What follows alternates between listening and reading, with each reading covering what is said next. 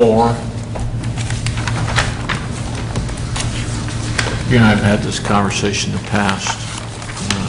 How do you compare what results you've reported to what might have occurred otherwise without any control or comparison group? But the answer is that you really never know whether to what degree outside factors could have influenced other than services.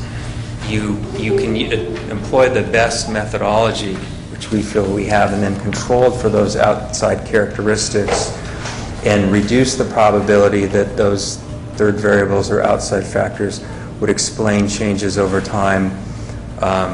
But you really can never, with any degree of confidence, say to what degree those are explained by factors other than services or would have actually occurred over time separate from any services. That's the dilemma I have here. I did appreciate your observations about the special expertise necessary to properly quantify that, if you will. Right. And I'm trying to figure out how do we structure these evaluations so that, is it an extra $3,000? Is it an extra $1,000 to get the special? I'm struggling with the idea that this may not even be statistically valid. And so how much does it cost us to get it to be statistically valid? Where's this? You're asking me, we're driving policy up here, and I'm concerned about the assumptions. Yeah. Well,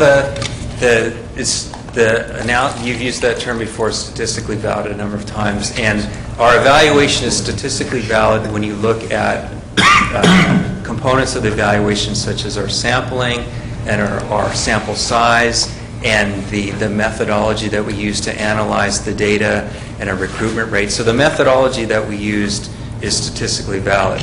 If you want to focus on the cost-effective analysis, you can't really say our evaluation is not statistically valid because we didn't employ cost-effectiveness analyses. So it's a completely separate type of analysis that was not done for the evaluation of First Five Sacramento services.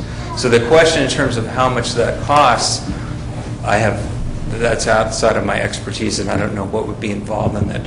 It's very, very difficult analysis because it's based on a number of assumptions.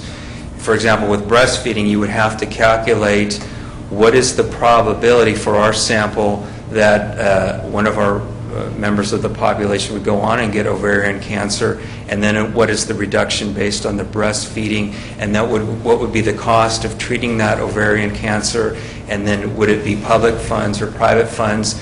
And then you have to look at such factors as, well, we have all these benefits, but if women are out of work longer, not at work because they're breastfeeding, then they're not contributing to society, so we need to factor that in. So it's controversial, and it's very much based on assumptions.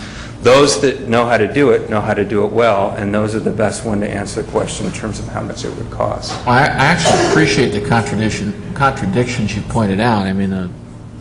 We had an item here with community disease investigator trying to put a stop to STDs, and is it a $50 inoculation?